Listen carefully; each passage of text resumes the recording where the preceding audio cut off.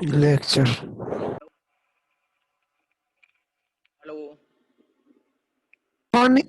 Good morning sir. Good morning. आवाज आ रही है? आ रही है सर। अच्छा, चलिए।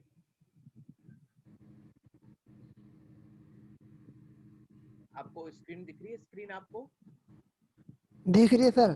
क्या दिख रहा है? जय प्रदा की। हाँ, चलो ठीक है, सही दिख रहा है। हाँ, कितना रात तो जूम भी हो रही है। चलिए, एक काम कीजिएगा। फर्स्ट देखिए, सबसे पहले आप अपने माइक ऑफ कर दीजिए। ठीक है, माइक ऑफ कर दीजिएगा। क्योंकि क्या होता है, एक का माइक ऑन होता है तो बहुत बैकग्राउंड में डिस्टरबेंस आता है, मतलब अब आवाज पीछे से बहुत सारी आती है जिससे कोई भी स्टडी नहीं कर पाता। आपको कोई क्वेश्चन पूछना हो, कोई भी क्वेश्चन पूछना हो तो मुझे चैट बॉक्स में मैसेज कर देना। आप वहां से फिर मैं आपको क्वेश्चन पूछने के लिए अलाउ कर दूंगा। ठीक है? तो प्लीज ओके सर। पूरे लेक्चर में जब तक आप सुन रहे हैं तो सिर्फ लाइव माइक ऑफ रखिएगा, वरना किसी की आवाज भी डिस्टर्ब कर सकती है। चलिए, काफी बच्चे हैं जो अभी भी ज्वाइन नहीं कर रहे हैं। आपको पता है विपिन कहाँ पर है? ये ज्वाइन क्यों नहीं कर रहा है? हेलो। सर शायद उनके पास फोन नहीं है, बात करूंगा सर उससे। और जो गर्ल्स वगैरह है, ये ज्वाइन क्यों नहीं कर रहे? सर अभी सिस्टर से तो क्या कराता हूँ, रुको एक बार। हाँ, उनसे कहिए कि वो भी ज्वाइन करें। ठीक है, देखिए प्रॉब्लम क्या है कि इसके अलावा कोई दूसरा ऑप्शन नहीं है अभी, ऑनलाइन के अलावा। ऑनलाइन में मैं मानता हूँ पढ़ाई इतनी इफेक्टिव नहीं होती है, लेकिन इसके अलावा भी दूसरा ऑप्शन नहीं है। सबसे बढ़िया तो मैं था वैसे तो भाई, ऑब्वियस सी बात है, ऑफलाइन ही है। जब आप सामने होते हो, मैं सामने होता हूँ, तो अच्छे से पढ़ाई हो जाती है। लेकिन ये ऐसा मोड है जहाँ पे पढ़ाई होना टिपिकल होती है, लेकिन अभी कोई दूसरा ऑप्शन नहीं है। तो ये चीजें को से हमें जाना ही होगा, वरना कोर्स नहीं हो पाएगा और आप पीछे हो जाओगे। ठीक है? तो बोलिएगा कि कैसे भी ना कैसे अरेंज करके, घर में किसी के पास तो फोन होगा ही। ठीक है, वैसे ऑलमोस्ट सभी लोग आजकल घर पे ही है। तो उनसे बोलिएगा कि कैसे ना कैसे लेक्चर को ज्वाइन करें, क्योंकि आप भी समझ रहे हैं कि कंडीशन क्या है अभी। ठीक है? तो लर्निंग हमेशा मेंटेन रहे, सीखते रहे। तो जो लोग एब्सेंट हैं तो उनको भी बोलिए वो प्लीज कैसे ना कैसे, देखिए मोबाइल किसी ना किसी के पास घर में तो होगा ही होगा, ऐसा कोई नहीं है जिसके पास मोबाइल घर में ना हो। ठीक है? तो कोशिश कीजिए कि जो लोग एब्सेंट है तो प्लीज उनको बोलिए कि वो आए और लेक्चर ज्वाइन करें, वरना होगा क्या, देखिए अभी नहीं पता, मान के चलो कि 4 महीने ऑनलाइन होता है एग्जाम्पल के लिए, तो कब तक लेक्चर नहीं सुनोगे आप? बहुत में बहुत दिक्कत आती है। सेम इस बार 12th में भी यही हुआ था। 12th में बहुत बच्चों ने ऑनलाइन ज्वाइन नहीं किया था। वो सीधे कब आए थे?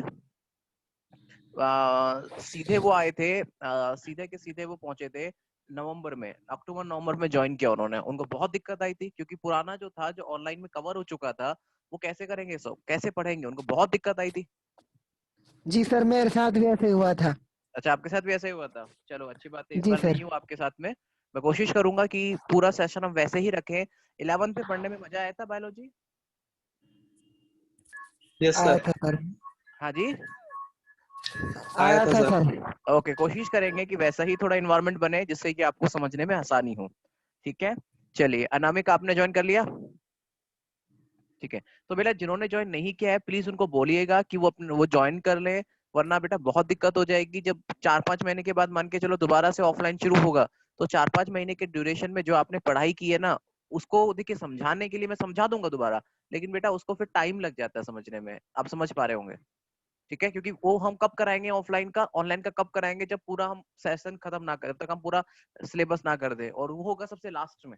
जो ऑनलाइन में कवर हुआ होगा वो सबसे लास्ट में होगा, और उस वक्त क्या होता है कि आप भी थक चुके होते हो, एग्जाम आने वाले होते हैं, तो वो पढ़ाई फिर नहीं हो पाती है। तो कोशिश कीजिए कि जितना ऑनलाइन आप ज्वाइन करें समझने के लिए, वरना अदरवाइज आप फोन से पूछ सकते हो, या कोई क्वेश्चन हो तो आप ड्यूरेशन में कोशिश कीजिए। लेक्चर शुरू करें आगे? जी सर। कीजिए सर। ओके। निर्मल, एक बार प्लीज अगर आपके लिए पॉसिबल है तो एक बार कोशिश कीजिएगा कि जो बच्चे ज्वाइन नहीं कर रहे, बॉयज में आप कोशिश कर लीजिएगा कि जो बच्चे सर ज्वाइन बॉयज नहीं में कर, कोशिश कर ली, कह दी दो कह दिया तीनों आपने? से। ठीक है, उनको बोलिए जी कर सर, लिए होंगे। तीनों से। अनामिका, कल। आवाज आ रही है? एक मिनट बेटा, अनामिका आवाज आ रही है? अनामिका, लगता है इसको आवाज नहीं पहुंच पा रही है। चलिए कोई नहीं, मैं गर्ल्स के लिए ट्राई करता हूँ कि वो लेक्चर प्लीज ज्वाइन करें अपना। ठीक है? चलिए, आप चलिए अब हम आगे का लेक्चर ओपन करते हैं, तो प्लीज माइक ऑफ कर दीजिए। Robin, Nirmal, okay sir. Please mike off कर दीजिएगा प्लीज। चलिए, अब हम आगे का लेक्चर शुरू करने से पहले मैंने कुछ बेसिक इंट्रोडक्शन दिया था कि आपके सिलेबस में क्या क्या है। देखिए, आपका 12th बहुत इजी है, विश्वास कीजिएगा, आपका 12th 11 से बहुत इजी है। इसमें जितने भी चैप्टर हैं, सारे के सारे चैप्टर मतलब ऐसे चैप्टर है जिसको आप इजीली समझ सकते हो, ठीक है, और बहुत इंटरेस्टिंग है, कोई बोरिंग चैप्टर नहीं है। सबसे खास बात है, इसमें कोई चैप्टर बोरिंग नहीं है। 11th में हो सकता है कि कुछ चीजें आपको बोरिंग लगी हो क्योंकि आपने पहली बार पढ़ना शुरू किया था। इसमें सारी चीजें ऐसी हैं कि जो आप देख सकते हो, फील कर सकते हो, इसमें कोई चीज बोरिंग नहीं है। सबसे खास बात है इस चैप्टर की, इस 12th की बायोलॉजी की। इसमें 12th बायोलॉजी में दो सबसे इंपॉर्टेंट चैप्टर है, एक तो है आपका अनुवांशिकी और जैव विकास, और दूसरा है जैव प्रौद्योगिकी। अनुवांशिकी जनरली जल्दी से बच्चों को समझ में नहीं आता क्योंकि उसमें बहुत सारे कुछ मैथ भी आती है उसके अंदर, वो अकेला ऐसा चैप्टर इसके अंदर मैथ आती है, ठीक है। तो हल्की फुल्की मैथ आती है, ज्यादा नहीं आती, हल्की फुल्की मैथ आती है। और ये अकेला ऐसा चैप्टर, इसमें हल्की फुल्की मैथ आती है। इसके अलावा कि इसमें जितने, और इसके अलावा कि इसमें और कुछ बेसिक चीजें हैं जो समझना बहुत जरूरी है। इसलिए मैं आपका जो अनुवांशिकी है वो मैं कवर करूंगा जब आप ऑफलाइन आएंगे, अभी नहीं कवर करूंगा क्योंकि मैं आपको सामने से अच्छा समझा सकता हूँ, ठीक है। चलिए, अब हम उसके बाद में अब हम शुरू करेंगे बेटा, अब हम शुरू करेंगे आपके आगे का चैप्टर, ठीक है। अब हम आगे का चैप्टर शुरू करेंगे, लेकिन एक याद रखिए, अगर आपके मन में कोई डाउट हो, कोई भी शंका हो, वैसे ही मान के चलिए कैसा हम ऑफलाइन पढ़ रहे हैं, ठीक है। आपके मन में कोई भी डाउट हो, कोई भी शंका हो, आप पूछने से मत हिचकिचाइएगा। चलिए, अब हम शुरू करते हैं एक नया चैप्टर, जैव प्रौद्योगिकी। बहुत इंटरेस्टिंग चैप्टर है, ठीक है, बहुत इंटरेस्टिंग चैप्टर है और बहुत आसान चैप्टर है। इसको आप पढ़ेंगे तो आपको अच्छा लगेगा, इसलिए मैंने इस पहले चैप्टर को चूज किया। अगर मैं कोई टफ या कोई ऐसा टॉपिक चूज करता है जिसमें आपको मन पसंद नहीं आता तो आप बोर हो जाते हैं, तो मैंने वो चैप्टर चूज किया जो आपको अच्छा लगेगा पढ़ने में। ओके, ये एक नया चैप्टर है, मतलब ये बायोलॉजी की फील्ड का एक नया चैप्टर है जिसका नाम है जैव प्रौद्योगिकी, ठीक है। जिसका नाम क्या है? जैव प्रौद्योगिकी, जिसका नाम है, ठीक है। इसमें हमें क्या क्या पढ़ना है? इसके अंदर जैव प्रौद्योगिकी के अंदर आपके दो दो चीजें आती हैं, ठीक है। इस जैव प्रौद्योगिकी के जो आपका इसमें दो आपके चैप्टर आते हैं। पहला जो चैप्टर आता है वो है आपके सिद्धांत और आपकी विधि, कि जैव प्रौद्योगिकी का सिद्धांत क्या है और इसकी विधि क्या है, ठीक है। और दूसरा चैप्टर है इसका कि इससे संबंधित इसके उपयोग क्या है, कि बायोटेक्नोलॉजी के उपयोग क्या है। देखिए, बायोटेक्नोलॉजी जैसे सबसे बेसिक है, आपको मैं एक बेस्ट एग्जांपल देता हूँ उपयोग का, ठीक है, बायो प्रौद्योगिकी। अब आपके मन में होगा कि जैव प्रौद्योगिकी होती क्या है, लेकिन उसको समझाने से पहले मैं आपको एक एग्जांपल देता हूँ। मैं आपको एक एग्जांपल देता हूँ कि जैव प्रौद्योगिकी होती क्या है। जैव प्रौद्योगिकी का उपयोग अभी आप मैं कहीं बाहर का एग्जांपल या आपके घर का एग्जांपल देता हूँ। जैव प्रौद्योगिकी का एक एग्जांपल ऐसा है जो आपके घर में भी आप डेली यूज करते होंगे। जैसे आप क्या कहते हैं, घर पे क्या कहते हैं, पनीर बनाते, या फिर आप घर पे दही वगैरह बनाते हैं, आप घर पे सब? जी सर।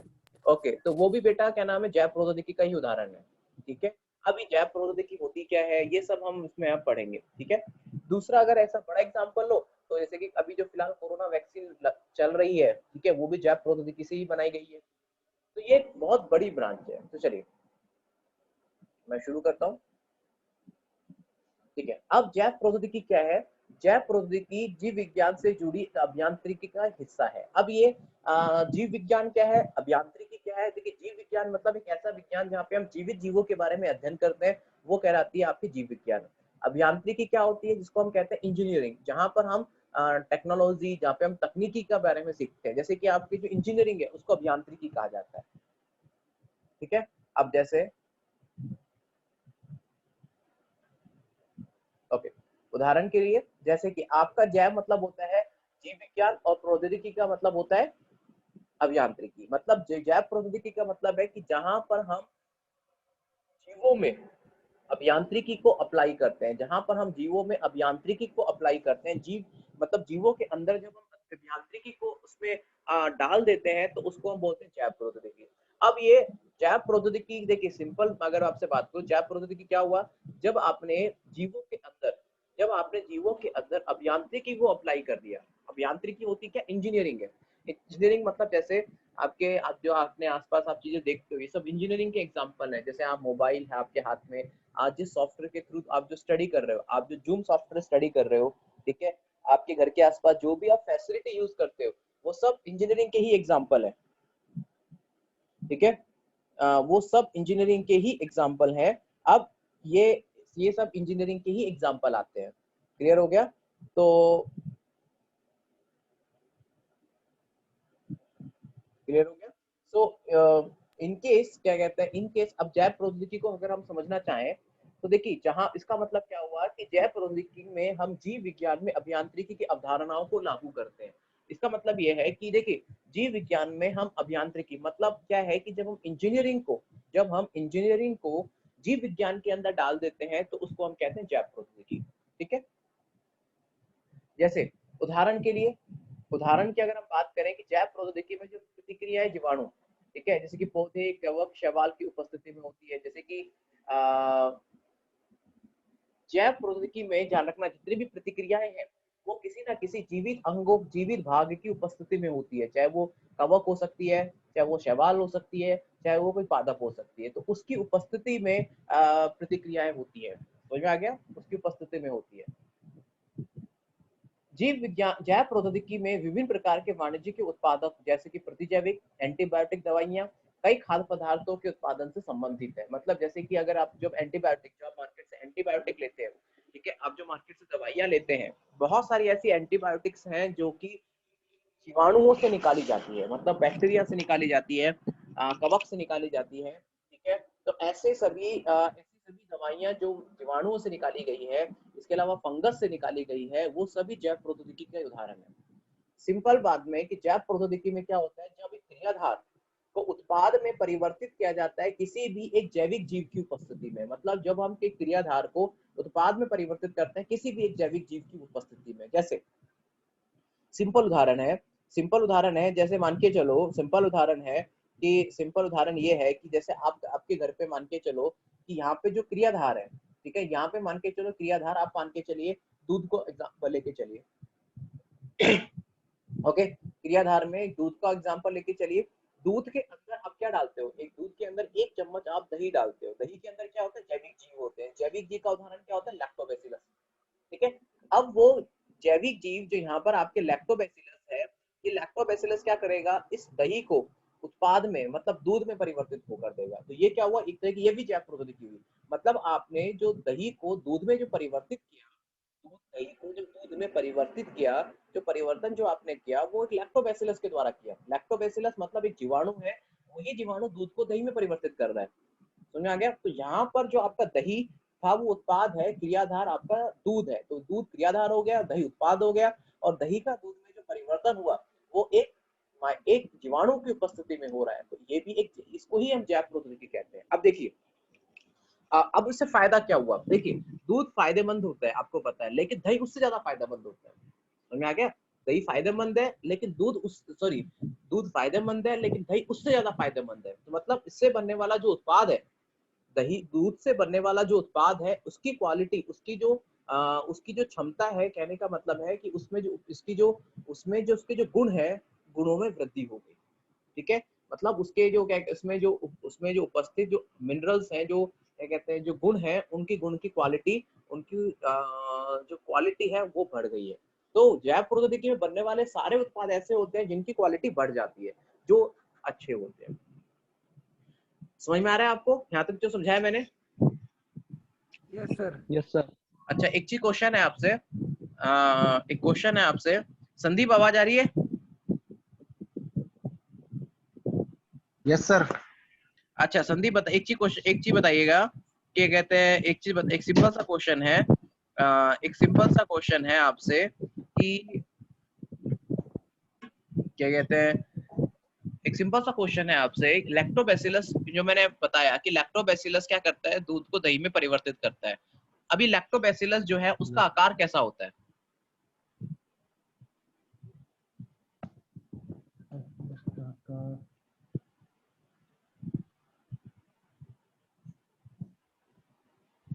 नहीं पता सर। अच्छा, किसी को भी लैक्टोबैसिलस का क्या आकार होता है? मतलब लैक्टोबैसिलस जो एक तरह का जीवाणु होता है, उसका आकार कैसा होता है? सर कशाव। क्या कशाव।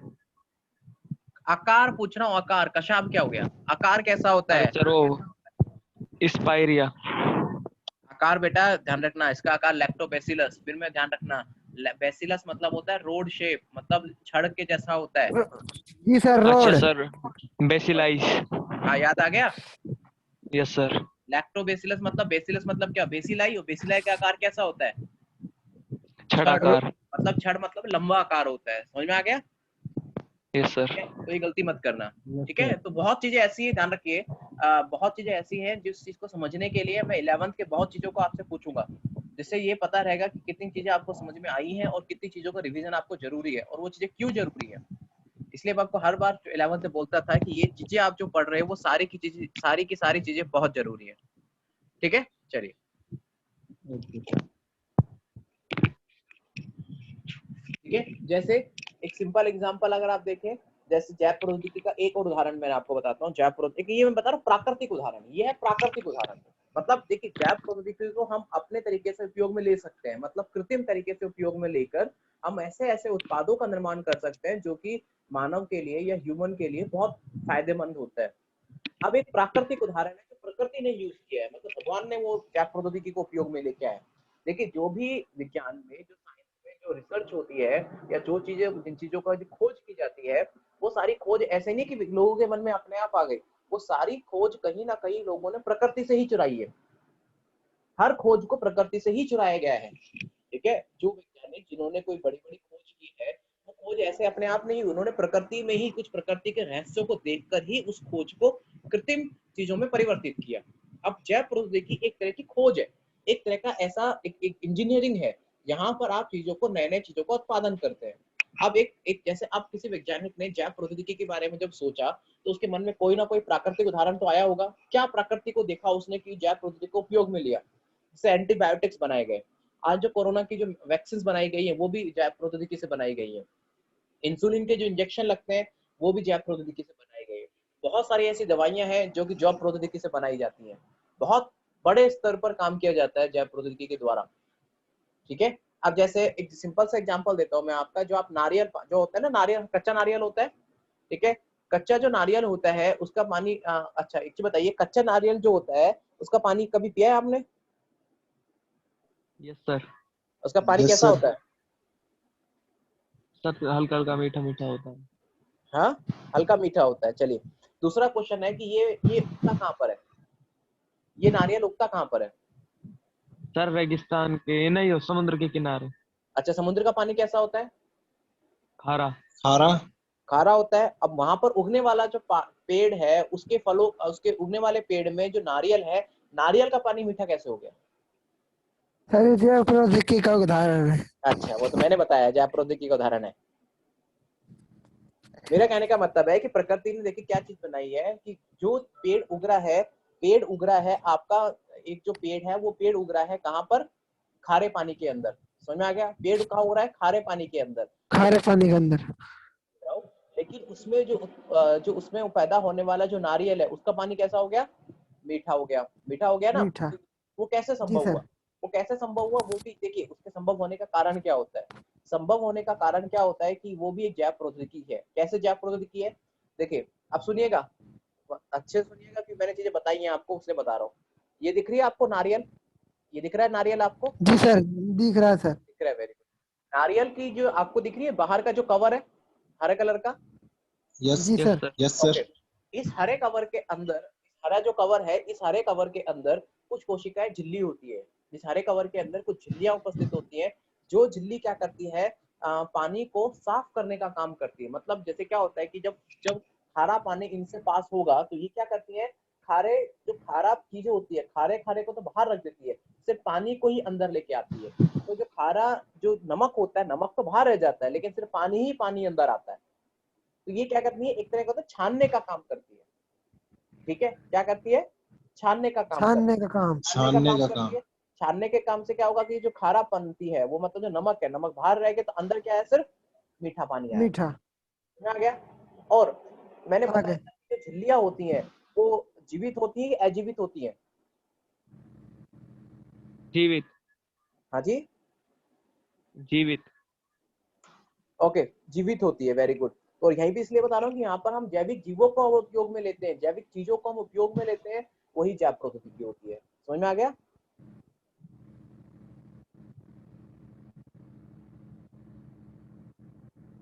हेलो, हाँ सर। समझ में आ गया?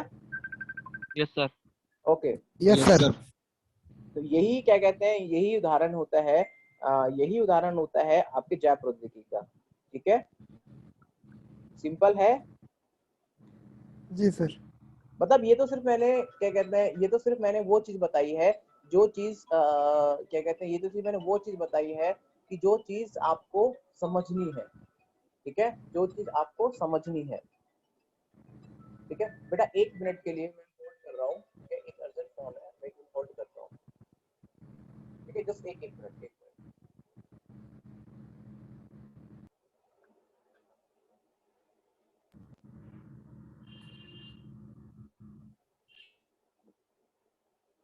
ओके, चलिए चलिए पढ़ते हैं आगे, फोन कट गया। अब देखिए, जैसे कि दूध से दही का निर्माण। ठीक है, दूध से जो दही का निर्माण है वो भी उसका एक उदाहरण है। ठीक है, समझ में आ गया?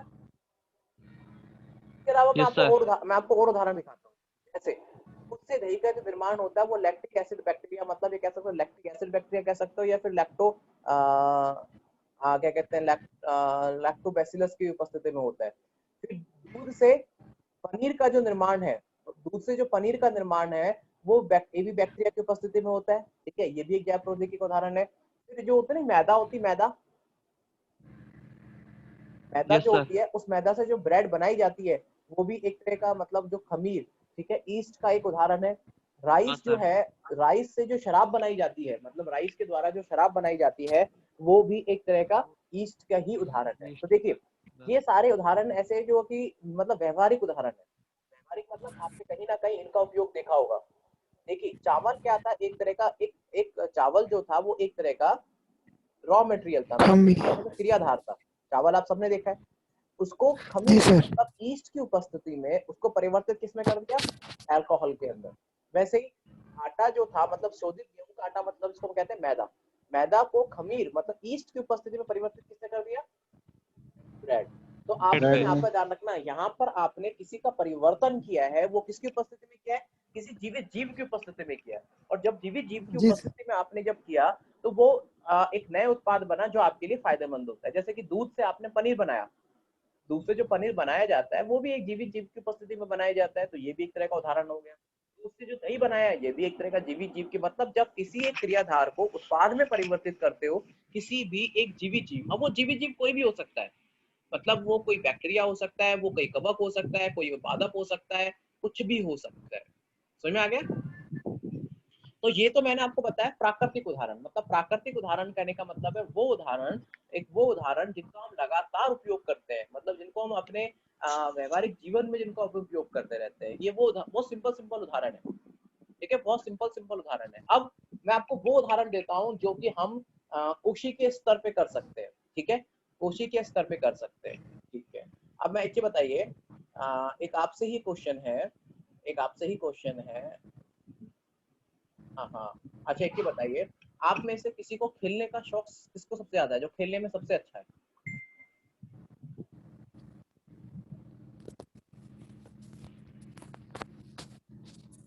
राहुल गुजर।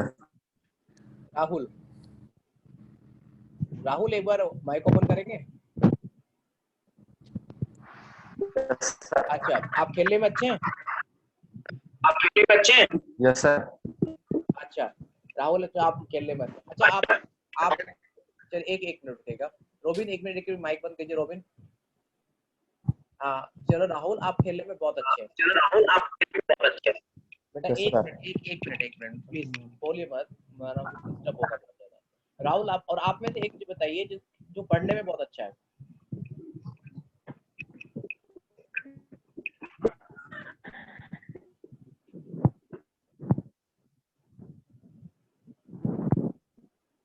हेलो, आवाज नहीं आ रही।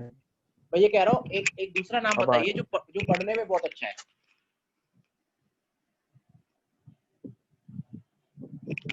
सर भी नहीं। क्या? हेलो, उन्होंने पढ़ने में मुश्किल ना।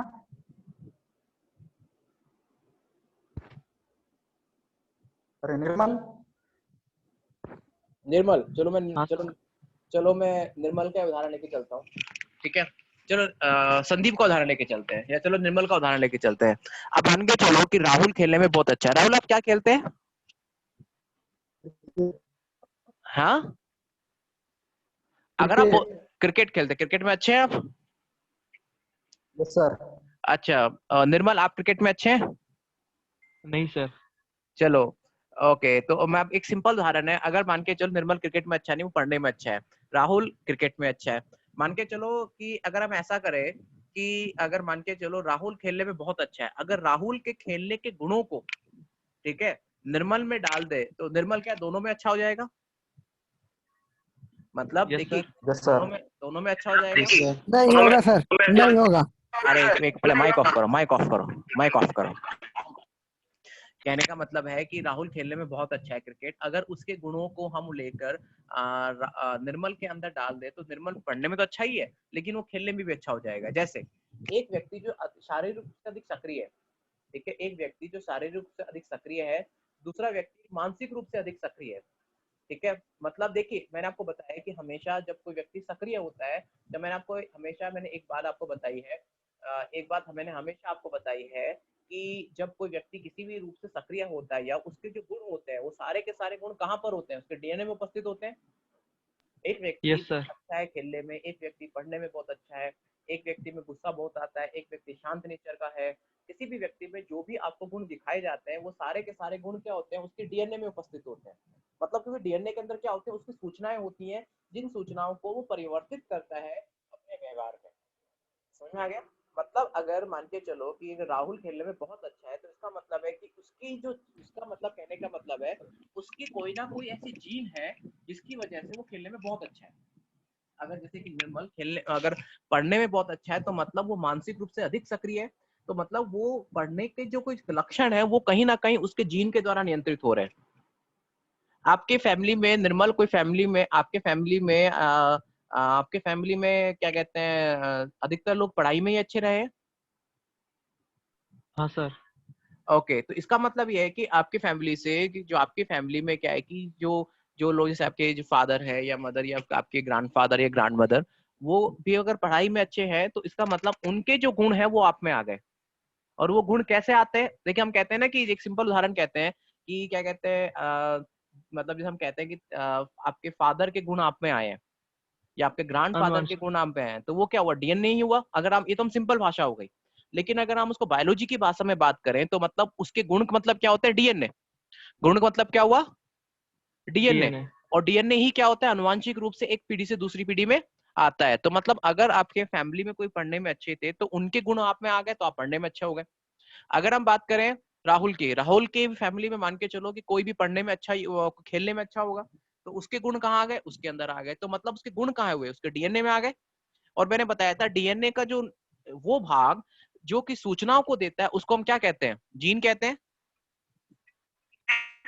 Yes sir. ठीक है, तो अगर मान के चलो हम ऐसा करें, एक मिनट बेटा, अगर मान के चलो हम ऐसा करें कि जो व्यक्ति अधिक रूप से सक्रिय है ये उसकी जीन है, उदाहरण के लिए उसकी एक जीन है, ठीक है।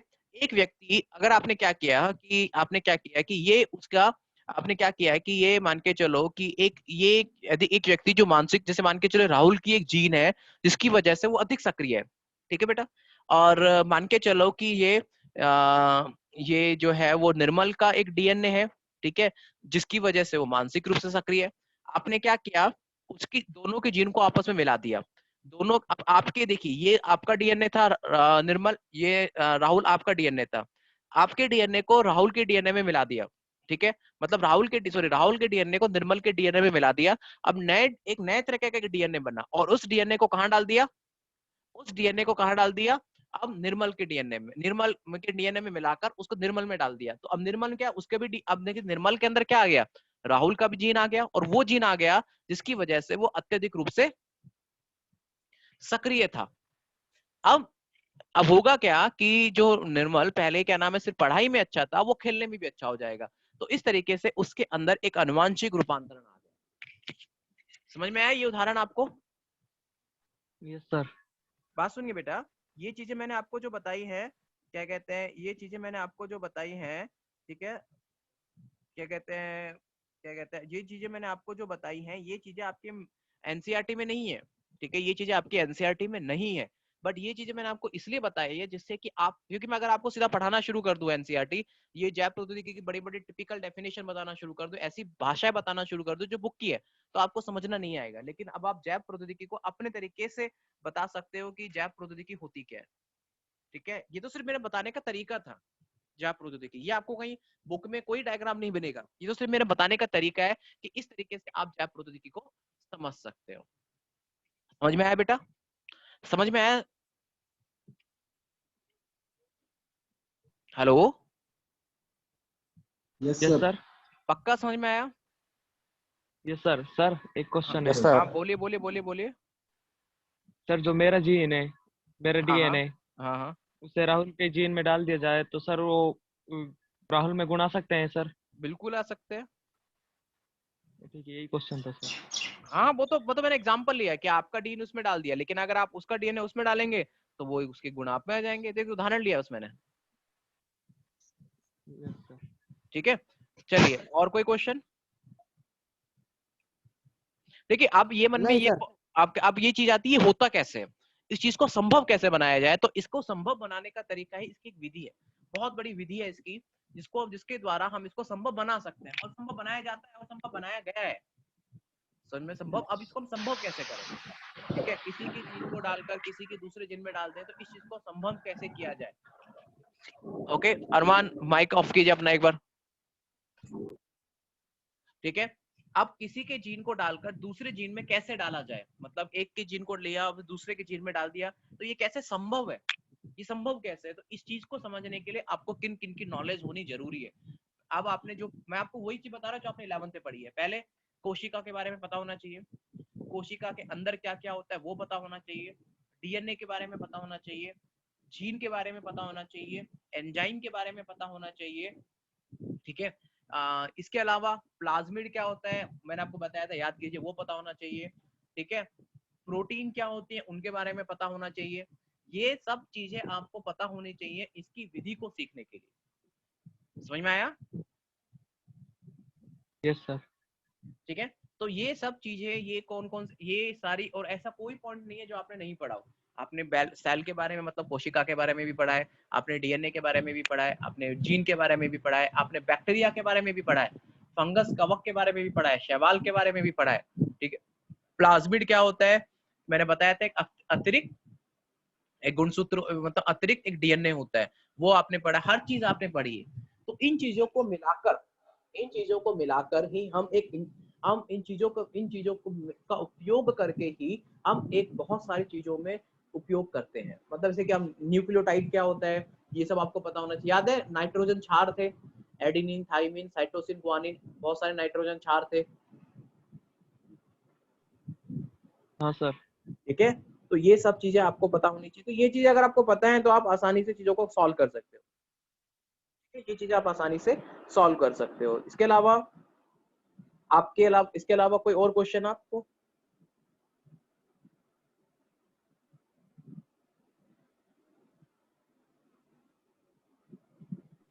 No sir.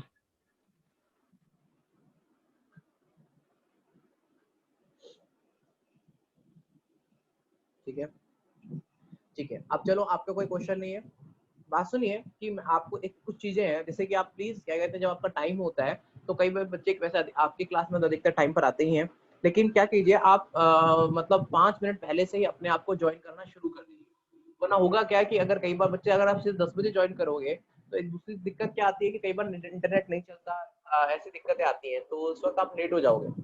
आप 5 मिनट पहले से ही ट्राई करना शुरू कर दो। समझ में आ गया? 5 मिनट पहले से ही आप ट्राई करना शुरू कर दीजिए। और प्लीज अगर आप किसी भी रीजन से लेक्चर ज्वाइन नहीं कर पा रहे हैं, किसी भी रीजन से, तो आप मुझे पहले इन्फॉर्म कर दीजिएगा, वरना विदाउट इन्फॉर्म किए प्लीज एब्सेंट मत होइए। तीसरा पॉइंट, अगर आपको कभी कोई लेक्चर में सुनने में दिक्कत आई है, ठीक है, या फिर कोई बीच में इंटरनेट चला गया था, तो मैं इसकी एक रिकॉर्डेड लेक्चर मैं आपको अकाउंट में दूंगा। समझ में आ गया?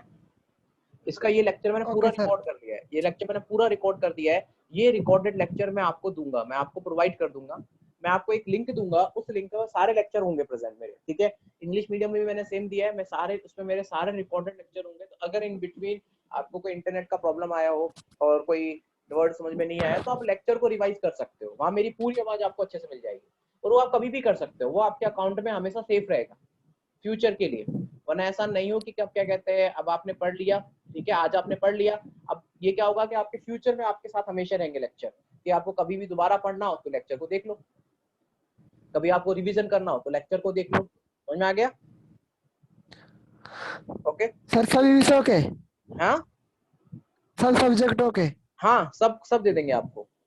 तो क्योंकि बीच में ओके बेटा हो सर। सकता है कि बीच में इंटरनेट का प्रॉब्लम आ सकता है, मुझे भी आता है तो आपको भी आ सकता है, ऐसा कोई बड़ी बात नहीं है इंटरनेट का। तो मैं आपको रिकॉर्डेड लेक्चर दूंगा, हर मतलब एक अकाउंट बना दिया है मैंने, मैं वहां पे अपलोड कर दूंगा, वहां से आप रीड कर लेना, ठीक है। इसके अलावा मैं आपको हर 2 दिन के अंदर एक क्वेश्चंस देता रहूंगा, तो ताकि और वो क्वेश्चंस आप सॉल्व करते रहो टाइम टू टाइम, ताकि बीच में कोई गैप ना रहे। देखिए पढ़ने में कोशिश कीजिएगा, क्योंकि बीच में पढ़ाई से, अभी देखिए आपने जो 11th में अच्छी मेहनत की है, अच्छे से पढ़ाई की है, तो कोशिश करना कि 11th में जो पढ़ा है वो बेकार ना जाए, क्योंकि ये टाइम ऐसा है कि बच्चे घर पे रहकर पढ़ाई को पूरी तरीके से भूल जाते हैं।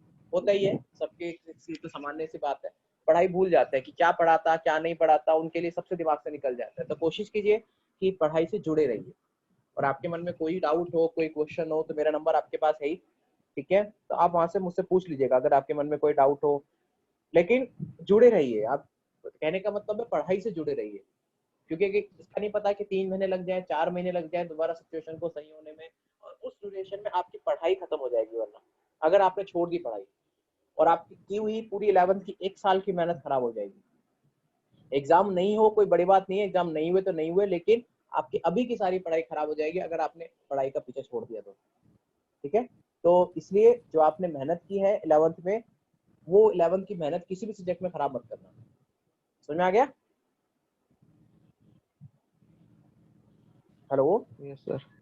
चलिए आज के लिए ओके इतना सर। ही है। हाँ okay, thank you so much, आज के लिए इतना ही है, ठीक है। और कल से प्लीज आप क्या कहते हैं, टाइम पे तो कहना कोई दिक्कत नहीं है, लगातार ऐसे जो जुड़े रहिएगा, फिर भी अगर आपको कोई मन में डाउट हो तो मुझसे पूछ लेना बाद में, ठीक है। Okay sir. ओके, और घर पे ही रहिएगा, बाहर मत थैंक यू। जाना, अब घर पे रहना, ठीक है। ओके सर, कहीं नहीं जाते। हाँ बस, चलिए चलिए, सेफ रहिएगा, thank you so much. Thank you sir. Thank you.